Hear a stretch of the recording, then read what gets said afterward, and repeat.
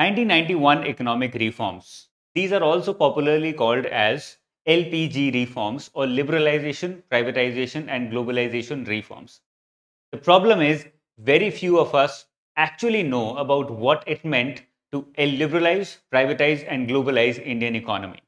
All of us have heard about LPG reforms, but very few of us have complete clarity in brief words about what it meant to carry out LPG reforms. Today, we are going to break down LPG reforms and try and understand what it meant to carry out reforms in 1991 in India. Let's begin. If we have a look at LPG reforms, they had different purposes.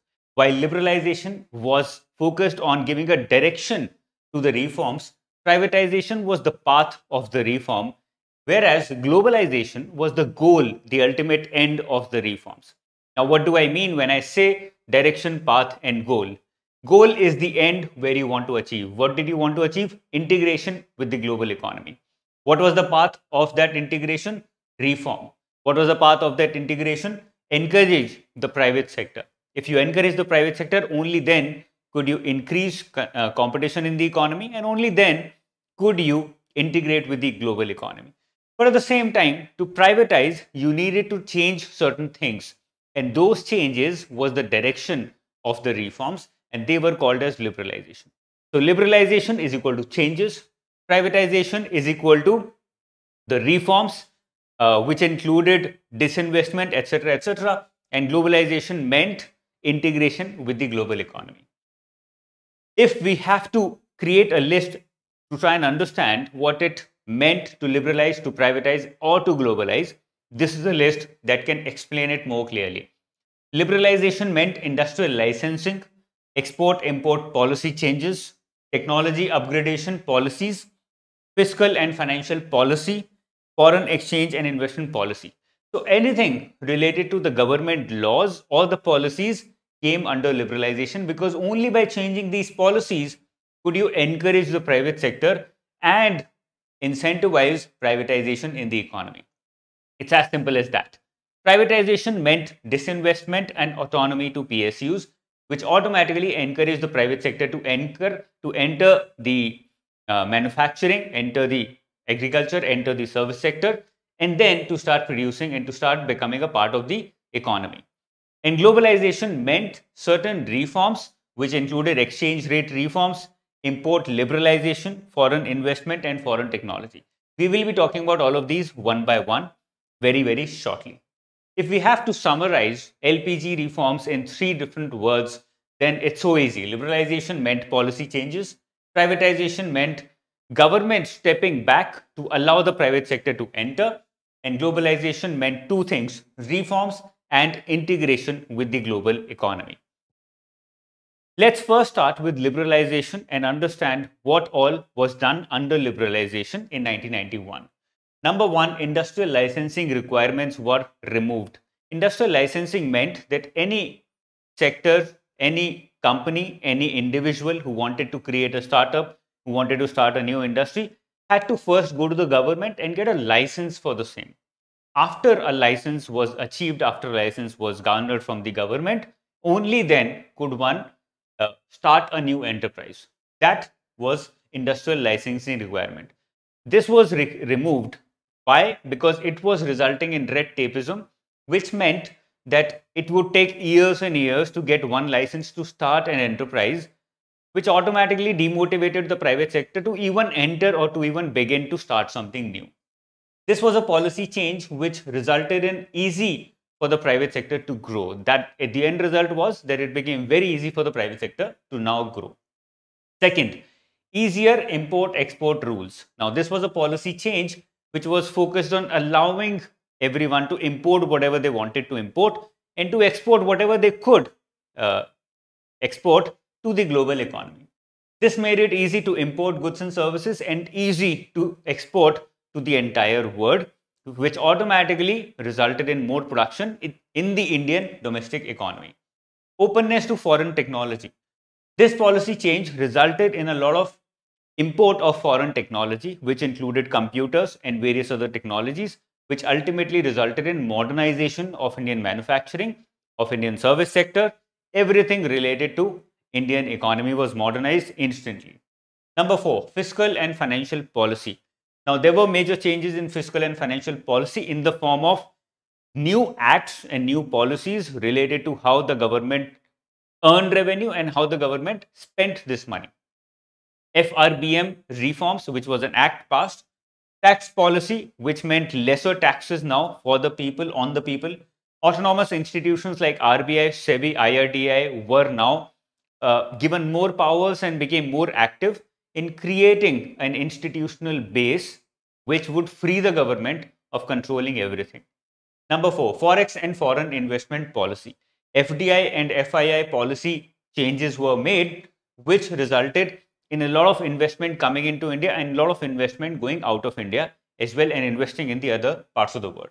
The currency policy was changed, which resulted and the end result was current account convertibility, which meant that anybody could now import easily without having to ask the government for exchanging currency, let's say rupees into dollars, and anybody could export without having to ask the government about every time he or she exports to any part of the world. This meant current account convertibility. This was a policy change brought under liberalization. So these were all the changes which were included or introduced under liberalization policy. Let's now come to privatization, which was the end result of liberalization, because liberalization resulted in giving more powers to the private sector, and automatically the private sector started becoming more and more active. There were two major reforms carried out under privatization. One was disinvestment and the other was autonomy to PSUs. Disinvestment, why was it carried out? To create financial discipline amongst various public sector entities, and also to modernize these public sector entities and free up the capital which the government was locking in, so that the private sector could come in. Air India is one of the best examples, which was recently disinvested or privatized, we can say, and it has resulted in government moving out of the airline industry and the private sector taking over. The second was autonomy to PSUs. Various PSUs are very strategic in nature and they cannot be completely disinvested or privatized instantaneously. So they were given tax in the name of Mini Ratna, Navaratna and Maharatna. These statuses were given to kill interference of the government into the functioning of these public sector units and make them more professional in their functioning. This was the core of privatization policy. The end result of liberalization was also privatization, and privatization gave the path which resulted ultimately in globalization. What were the major reforms carried out under globalization? First was exchange rate reforms. This resulted in a market determined exchange rate, which meant today rupees is to dollars could be 1:80, tomorrow it could be 1:90, day after tomorrow it could be 1:70. A market determined exchange rate was possible only because we connected our economy with every other economy in the entire world.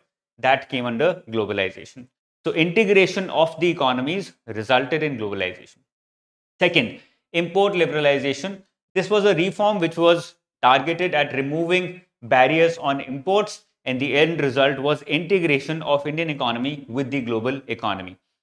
Previously, we had a lot of restrictions on what we could import or export, but after 1991 economic reforms, in order to integrate our economy with the global economy, we removed all those barriers so that we could connect with the world. For example, nowadays, everyone is very fond of California almonds. Now, what is that a result of? That is because of globalization. We're able to import all those almonds from around the world, let's say from California in USA. Third, foreign investment. FDI and FII investments were made more liberal, which resulted in integration of global investors with Indian investors and Indian investors with global investors. A lot of foreign investors now invest in India through the route of FII and become a part of India's financial growth story.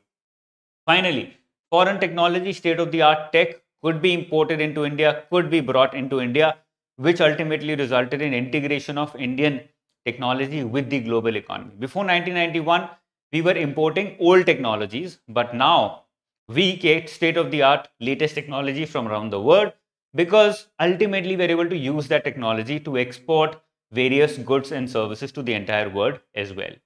So these were the major contributions of liberalization, privatization and globalization reforms carried out in 1991. What were the impacts, both positive and negative?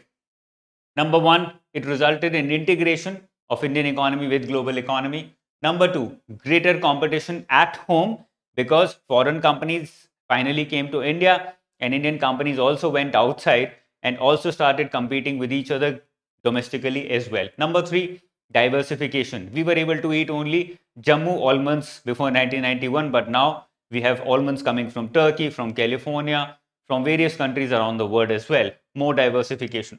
Inequality, that is one of the negative outcomes of globalization, because with more money coming in, more privatization happening, a few people have more money in their hands because they're entrepreneurs, they're private entities, and a lot of people are earning meager salaries, which ultimately results in inequality. Environmental concerns. Higher growth automatically brings damage to the environment, and that is a big concern for India even today. And lastly, higher imports.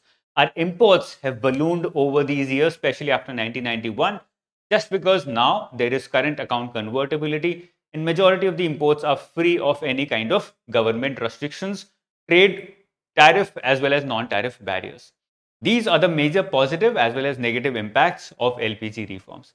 I hope this session was good. It was very brief, focused to directly tell you what it meant to carry out LPG reforms, what were these reforms and what were their impacts.